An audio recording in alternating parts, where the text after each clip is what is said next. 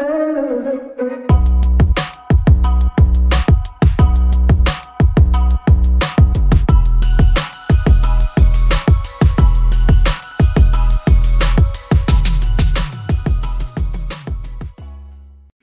back to the Wed Pro podcast. So lovely to have you all listening along with us today. Yeah, it's a good topic today. We're going to be talking all things self-doubt. This kind of came about. We have been coaching some of our clients this week, and as we always do, we were talking about goal setting, and something that came up in kind of the goal setting activity that we did with one of the businesses that we coach was in terms of very much mindfulness around goal setting and blocks that can be put there. And then that got us thinking all about self-doubt and the doubt that we all put on ourselves at times in our business. And, you know, it's incredibly natural. It's actually like honed into us psychologically, and we can break that down. But today we wanted to chat all about self-doubt and the kind of things that we tell ourselves in terms of what we want to achieve. And sometimes we can stop ourselves achieving those things, can't we? We can, and I think, you know, that comes from a number of places. So for me personally, I get quite a lot of self-doubt / imposter syndrome / kind of those thoughts of sometimes, am I good enough, or, you know, those kinds of things. And that comes from, for me, a place of wanting to do the best job for everybody that kind of I work with. So it's kind of that thing of, okay, like I'm putting pressure on myself to do a good job when actually I'm doing a good job anyway. And it also, for me, I don't know, comes from seeing what others are doing and comparing myself. And I don't know if anyone can relate to that, but, you know, those things can kind of niggle away at you. Yeah, absolutely. I think it's really kind of programmed innate to us that we kind of can focus on the negatives. I think our brains are kind of hardwired. Well, they are hardwired to have a negative bias in our brain, where we can kind of get into this overthinking situation. Mm-hmm. So, you know, as business owners, we're pushing ourselves constantly. We are, you know, might be launching new things or ideas, or going after better paid clients, or making changes in our business, no matter how big, how small, setting goals, no matter what size goals. And one of the things that kind of happens in terms of our mindset is we start to kind of overthink, don't we? And then when we overthink, we like procrastinate and we stagnate and we stop, and then they don't get achieved. So then when we break down what's actually kind of happening, it normally fits into 3 kind of sections. But the reason that we do this actually is really innate and primal in us. Like that negative bias in our brain is actually there to keep us safe. It's survival mode. Like, what threats are there? What could go wrong? How can I keep myself safe? But actually, in today's modern world, we find that a lot of that subconscious bias inside of our minds is things that are threats that we're actually creating in our own mind. What if I fail? What if nobody likes my stuff? You know, what if I let somebody down? Exactly what you kind of said. And we're focusing on the risk, and then we magnify it, and then we don't act on it. And it all kind of stems from like this thing of self-doubt, which we wanted to unpick apart and give you some kind of tips as to how you can kind of move yourself on to achieve what you want to achieve.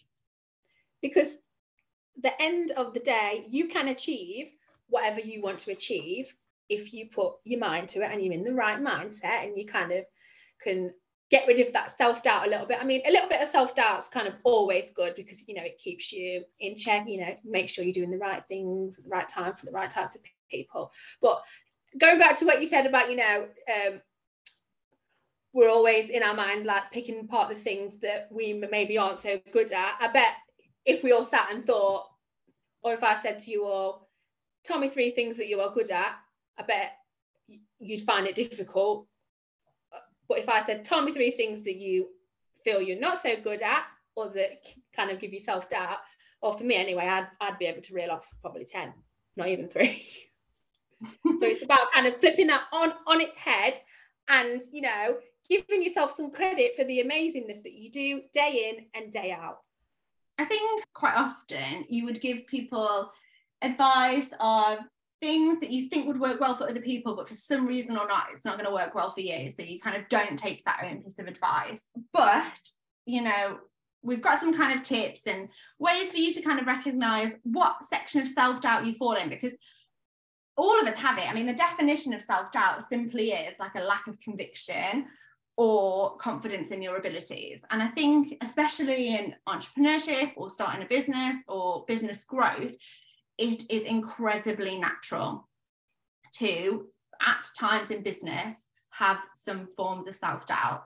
And I was actually really kind of delving into this topic and listening to this topic and why it's manifesting in our minds and where does it come from. And, you know, in terms of, definitely, we coach more and more businesses now, don't we? And different things pop up for different people.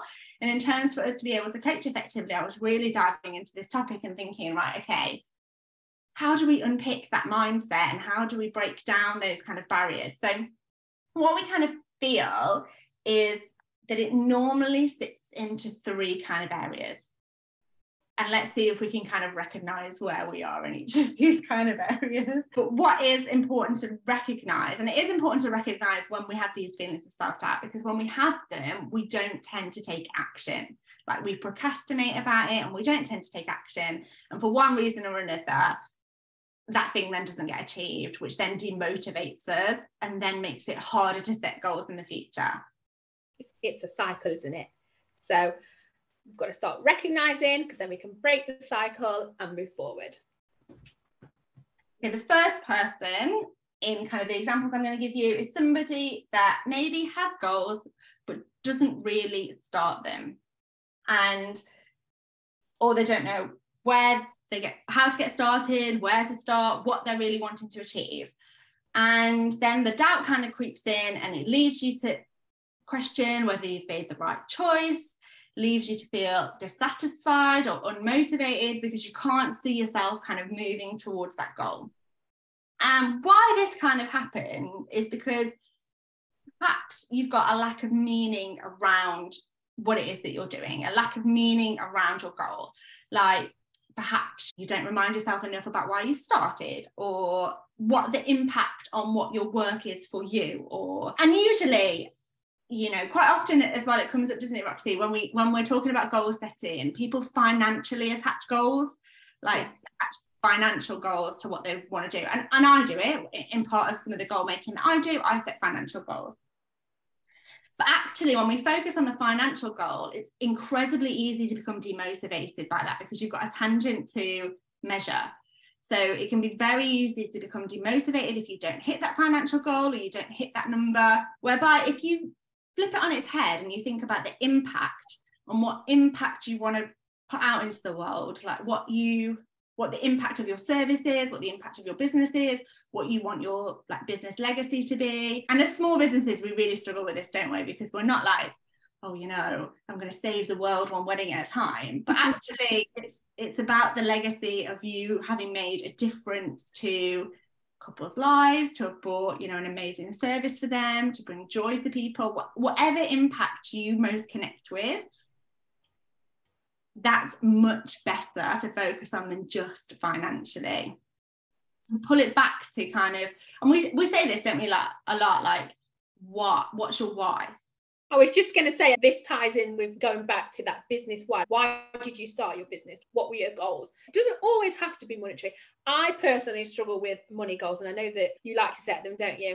I like to do it in the way of things that I would like in the future, which obviously involves making more money. I like to, I want to be able to provide this for my family in the future. And to do that, I obviously need to make more money, but I don't like that money pressure. Sometimes it's like, too much for me. It just goes to show what kind of motivates different people and the impact on different people. And that brings me to the next point. If you're somebody that sets goals, but you never kind of achieve them, or you never kind of realize that you're ticking them off, you don't have a problem setting them at all. It's usually about the motivation. So, and with motivation, actually, and I did talk about this really early on in my business career about motivation, where I said, actually, you know, motivation comes and goes. Like people's, you know, sometimes you can feel motivated, sometimes you can feel demotivated, but we still have to show up in business. You know, we've still got to get stuff done. the world doesn't stop, your business doesn't stop just because you're feeling a little bit demotivated today. Yes, there's times you can take some time off and, you know, you can fill your cup back up, but it's actually more about discipline and being able to be disciplined. So if you're somebody that is in this camp of people that, you know, you've got goals, but you don't really know how you get in there, or you're not really ticking them off, it's about being more disciplined and structured as well, and saying, you know, even though I didn't want to do that today, I did it. I'm focusing on the process rather than the progress of getting to that goal. Yeah, I mean, so are these types of people, I take it, those that have, okay, they've got the goals, but they're not kind of almost like tracking where they are on them.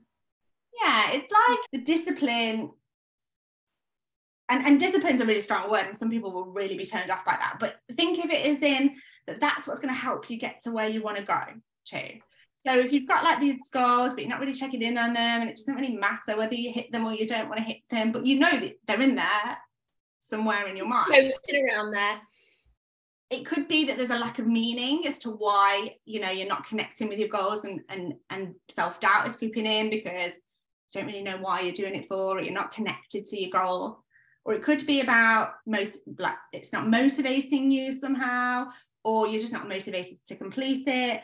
And the thing about motivation is there's power actually in achieving something or doing something when you didn't want to do it, and focusing on that part, that even though you didn't want to do it, you know, get the books in order, or, you know, these things are the little pieces of the puzzle that build up your business and build up your and help you to hit those goals. So it's about making your goals about the process and the steps in between, and not about the progress. And one of the things in terms of how to move on from this point, if you are in a feeling of self-doubt and, you know, not really sure, you know, the person that we were coaching, they said, you know, I self-sabotage my goals. I can't get to, like, I never do them, I self-sabotage. And, you know, one of the things to do, this is really helpful actually, is to start a mind dump and just plop everything out, everything that's coming through your mind, put out on a piece of paper. And all words, like spend 10 minutes handwriting it out, not typing it. You get much more connection when you're handwriting. That's how we all learn to write. We didn't learn to write by typing. So you get much more connection with the thoughts of your brain when you're writing, and it's quite cathartic. And you just write out what's coming out for you, like anything in there in terms of your business, in terms of your goals, motivation, you know, your meanings, your reasons, and that. And then you want to allow yourself to become comfortable with the risks and the challenges, because that's one of the things that stops us achieving our goals, because, you know, our brains are saying, hello, risk, hello. So it's about actually becoming comfortable with stepping outside of your comfort zone and taking measured risks in order to kind of achieve that bigger picture. So circle the things on your mind map that are inside of your control, because there will be things on there that are not inside of your control. And we talk a lot about this, don't we? Like, what can we do today that's inside of our control? Or, you know, some things might come up that we actually, well, we can't respond to that client yet because they haven't got this and this in, or whatever it may be. So there will be things that come up in your mind that aren't inside of your control. Then you want to underline the things. Take a different color pen, make it all pretty. You want to underline the things that you are going to do. And then you're going to write them out by I will, and then write what it is that you're going to do. I will, and write what it is that you're going to do. And then it becomes a list rather than this thing, immeasurable thing that we're not connected with, that's so far in the future. Yeah, this is going to be great for those people, and even for me actually, because what tends to happen is when we, you know, start thinking about these things that we want to achieve, that we haven't achieved, that we've put off, it's just a vicious circle, and we squash it down, rather than, you know, leaning into it, we lean away from it. So this is kind of almost like exposing those inner, most deep kind of thoughts and feelings. And it is going to be so good to get that out your mind on the paper and actually face it, because then you can move forward. And 100%, once you've done this exercise, that things will become a lot clearer, rather than a muddled kind of panic of goal setting that is in your mind. Yeah, and I think it's really important to acknowledge as well, the process is messy. Like, it doesn't have to be all straight lines and really clear in your mind. There's actually fun in taking messy, imperfect action that takes you closer to the goals. It's really, I find it really fun, like just going with it and seeing what happens. I've had this idea, let's just roll with it. And it doesn't have to be so in the box.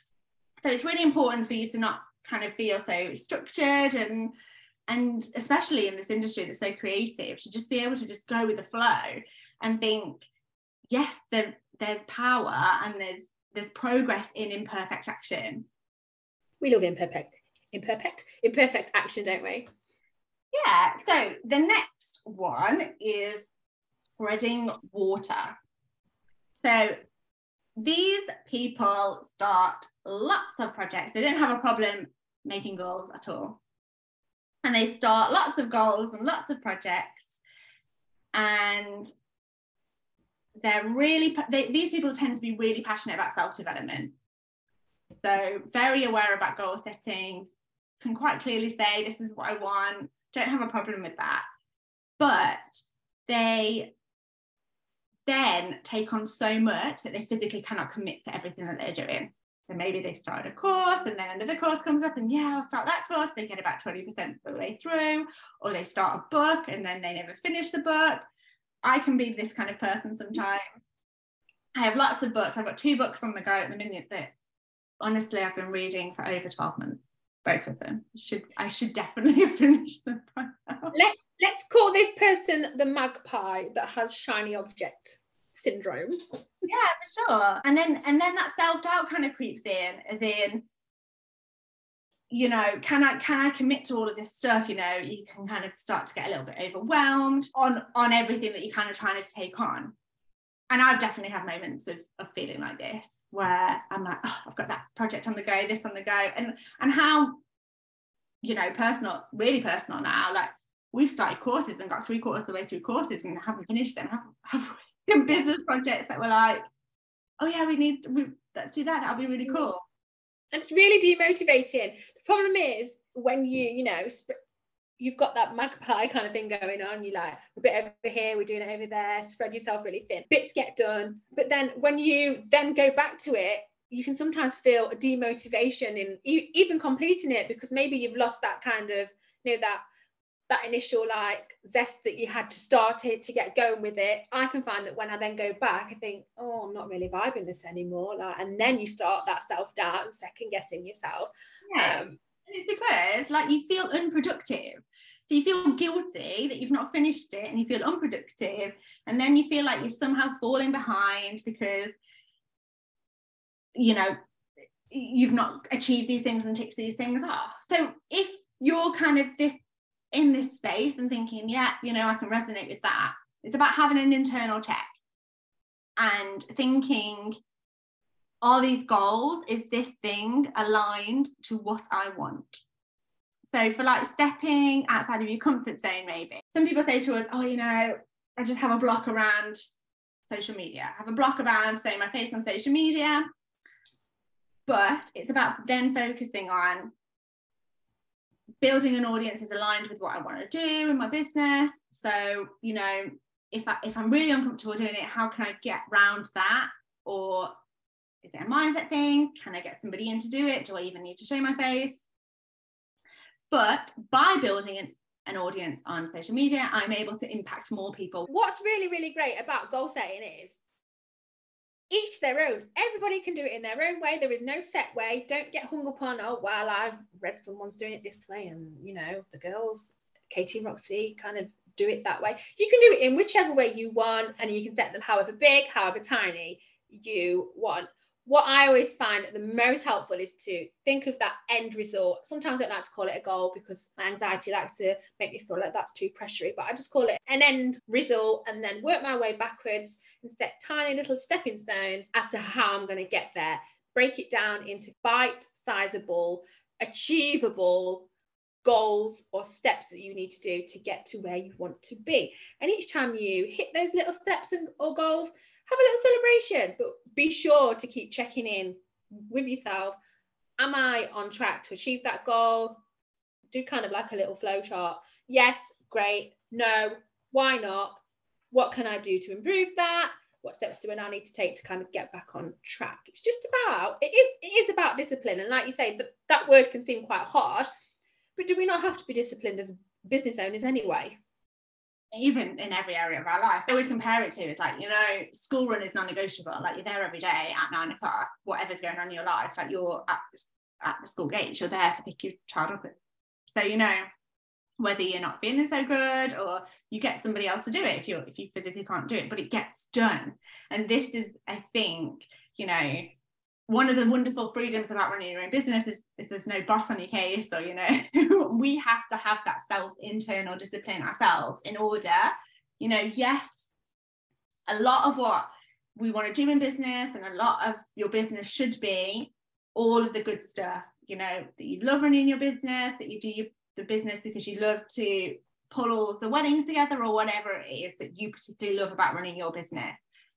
But there are always times that will be more challenging, or the stuff that you don't want to get done, whatever it is. Like, I don't particularly enjoy like some of the admin side of my business, and sometimes I just have to get my head in it and I have to get it done. And, you know, yes, we can hire people at some points down the line to do that, but other days, you know, just got to get my head stuck in and get it done.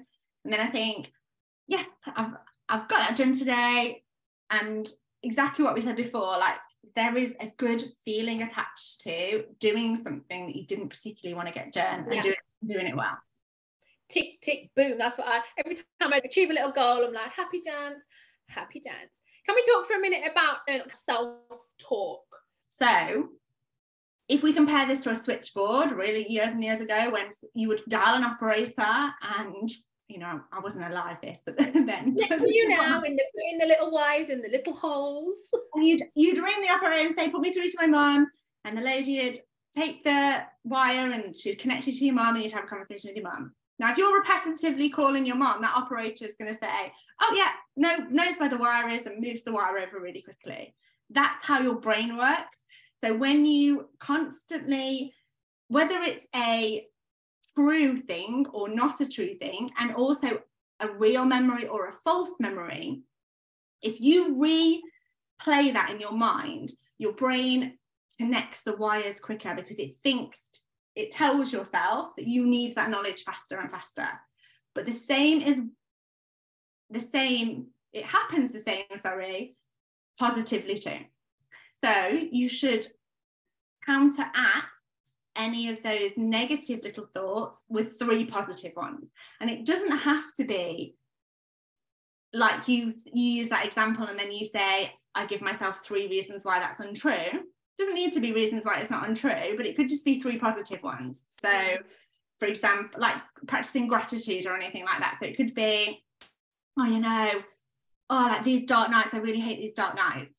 However, it's lovely to be, you know, in a warm house, and I like spending time inside with my family. The family are all home because, you know, it's cold outside and they don't want to be outside, and I'm going to watch a lovely show on Netflix tonight, or use the excuse to make a nice dinner. And it's thinking up 3 positives when we have a negative thought, because then those pathways to the negative thoughts become less and less and less, and the pathways to the positive ones get quicker and quicker for our brain to find them. And it is just literally brain training, and it's just, you have to keep doing it consistently. I've seen a difference within, I've been doing probably 3 weeks of it, and I've really, you know, even when I'm not feeling the best, I'm still, you know, it does pull me back around quite quickly. I think naturally, I don't actually really know why, but naturally I'm quite positive. I'm quite a positive person, and I actually drive people that know me wild, because I'm always the person that says, oh, there's always something worse going on. Like, there's somebody else that's got it worse. If I ever need a bit of wisdom in any moment, I'm like, Katie will help. but I also drive people nuts, because my partner, for example, he's quite trained to be he calls it practical. He's quite a practical thinker, and sometimes he'll practically come up with quite negative solutions, and sometimes my response to that is, oh, like, things are always okay in the end, or, you know, somebody's got it worse than we've got, or whatever challenge or whatever he might be facing. Yeah. And exactly what we said, a lot of the risks and a lot of the challenges, we're inventing them in our mind. Like, we're telling ourselves, we are convincing ourselves. Yeah, they haven't actually happened. You know, what will happen if nobody likes my Instagram post? Well, you know, the world isn't going to end. Like, we can archive it, we can try again tomorrow for a whole number of reasons that might not happen. You know, learn. Every time things like this happen, we learn. Yeah, and that's it. Okay, so how do we move on from these feelings and these self-doubts? Well, we've given you an idea for 2 of the people, and the third one we've left to last, because this is the one that I think we both resonate quite a lot with. I definitely resonate with this one the most. I was actually even chatting about it yesterday with my partner, not in terms of this, but I'll break the story down in a minute. The third one is about destination obsession. So it's the inability to keep still, and we're always setting goals. So you have got no problem with discipline. These people are really effectively disciplined, actually. You push yourself, you're interested in self-development, you want to push your business, you reach the goals, but then you immediately put another one in, or you move the goalpost when you're almost there, so that you never achieve the goal. And this is really common in the business space. And the reason why then self-doubt starts to creep in is because we never get that satisfaction of getting there. We're setting really high standards, which leads to chasing something that we then don't achieve, which then makes us become really self-critical. So it could be that you're busy getting loads and loads and loads of things done, but you're not actually getting anywhere meaningful. And quite often I will have this check with myself, because I'm like, busy. Like chasing. Yeah, or busy with like tasks that aren't moving the needle on the business, or aren't really, it's exactly the stuff that frustrates me in the business, actually. So, you know, if I'm stuck on a task doing admin, or I'm stuck on a task in whatever capacity, it's all busy work that needs to be done, and yes, it's important, but it's not moving the needle forward on the business. And then the bigger goal, working on or working in. Yeah. And because you're not allowing yourself to ever get to that end point, you doubt the value that you bring, because you're not getting there. Does that make sense? That makes absolute total sense. Like, the way when you were speaking then, I was thinking, and I was like quite visual with when you were speaking about having those goal posts and moving them along. It's almost like, when I say chasing, it's almost like you get in there and then all my life it's moving again. So it's almost like there's an urgency to get to the next thing. And actually you need to stop for a second and celebrate the achievement of the goal. Look at what you have kind of created, because we are quite guilty of this, because we're quite motivated people, aren't we, in our business? When we have an idea, we bang, okay, we've hit that goal, then the next idea. But stop, look at what you have achieved. Look at what we've achieved, and the great thing over there, that's working well. There's no need to kind of keep chasing. Everything in your business that kind of you plan out will get achieved. And when you get there, it is a great feeling. I think it is about either moving those goalposts, or just not exactly what you said, and not acknowledging that kind of when you are there. I mean, you're disciplined, you've got all of the kind of the attributes that make a great business person. And quite often as well, these people are givers, because they, you know, pour a lot into their business, or they pour a lot into their development, or a lot into what they're achieving, quite positive thinkers, etc. They kind of want to share that knowledge with other people as well. But what we need to realize is that actually being destination obsessed, that's what it's called, is not healthy. And actually it can be really motivating to be goal focused. You need to kind of acknowledge that you also need to pause. So if we think of it like, it's not so good for yourself to not take any time off, right? We've got a certain amount of energy per day to give to everybody, every decision that we make, every conversation that we have, everything is consistently pouring a little bit of that energy out of that cup every single time. And if you never fill that cup back up, then you'll have an empty cup, and then you can't give to others, and then you doubt your worth again, and the whole thing kind of starts again with the creeping in of self-doubt. So in order to stop these kind of things happening, especially if you're this kind of central and focused, is first, like, stop that self-neglect, like putting yourself at the bottom of the pile all of the time, you know, so focused on goals, so focused on the impact that you're doing for other people, especially if it's for your family as well. If you're wanting to put goals in and your goals are very family orientated, you might feel a lot of pressure to kind of create a life for your family or bring in income for your family. But you need to carve out time for yourself and make that a goal. Self-care, oh my life, it's so important. You are the engine that is running everything. So if you're not looking after that engine, it's gonna break. It's gonna break. I think a lot of people in this kind of category see time off not as unproductive, because I don't see time off as unproductive at all, but I'm so focused on the stuff that needs to get done, I often don't feel like it's bad for me to get out the laptop on a Sunday afternoon if I've got a free hour, or, you know, stay on the laptop till 10 sometimes if I've got, because it needs to get done, I don't mind it, I enjoy it, etc. These things are good for many times in our business, many times in our life, but actually over and over and again, you know, your family are going to remember the times that you spend with you as a family, and not on the laptop or not at work constantly. So if you are somebody that consistently sets goals, doesn't achieves them, doesn't recognize that they've achieved them, puts the next goal in, chasing, it, firstly, you need to stop and recognize that that's not healthy. And it stems back from, actually, not so much of this is shaped on early in our life. So it's not just about our relationships that we have with our parents, but it's also about, like, the schools that we went to, the lessons that were taught to us in school, the education that you had, your early relationships with boyfriends, girlfriends, all shapes kind of how each one of these things, each one of these three ways that we kind of go on to achieve goals and set goals in our lives. But being able to stop and pause and say, you know, is this a healthy way? So I mentioned before that I kind of said something to my partner yesterday, and I said, you know, quite often I'm a chronic overachiever, and I give a lot, and actually I'm the person that, you know, someone's paid for our time for an hour and I'll give them almost 3, and constantly, aren't I? Like, or if I do something, it has to be the best of my abilities, and I can procrastinate over it forever because it's not quite perfect, and I sit in that cycle. And my partner doesn't see that as a problem. Like, he just thinks that, you know, that's me, that I'm giving, you know, that I'm good at my job and I'm sharing that knowledge, and that's what people, you know, come to me for. And it's the same in my friendships and every aspect of my life, actually.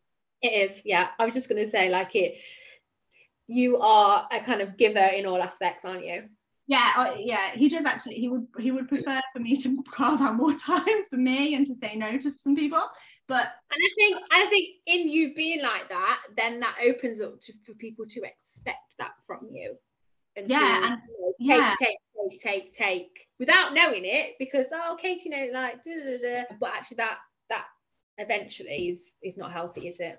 No, it can really drain the cup. And then kind of my acknowledgement in terms of not healthy was that I can chronically overperform. Like, I don't just want to get to the award ceremony, I want to win the whole thing, or I'm not just going to write like an article, I'm going to write a whole book. And I have to pause and think, you know, is that over analysing stuff?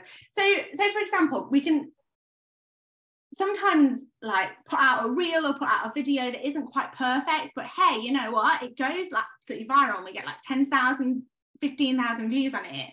Whereas by getting stuck in that kind of overachieving mind space where you don't want to put anything out because it's not quite perfect, you just overthink everything, and then it gets to a point exactly again that self-doubt creeps in, you haven't done anything, you then beat yourself up about it. Yeah. And today's episode is all about, right, which step do I fit into? What can I do to acknowledge what it is that I'm doing? Why am I not achieving my goals? Or how can I move my business on, even though sometimes I have feelings of self-doubt? And go on. So I was going to say, recognize whichever one you fall into, whether you fall into somebody that, you know, is destination obsessed, or, you know, magpie syndrome, and you're constantly starting and stopping new things and you don't tick off your goals that way, or you don't really set meaningful goals because you're not connected to them. I think I'm kind of a number one on the goal scale, as well as like the destination obsession kind of person. I can either keep going, not celebrating the goals, or, you know, pushing the goalposts further away, or I like frozen in fear of, oh, I'm not going to set any goals at all, because like that's just going to open a can of worms. So then I'm the least productive.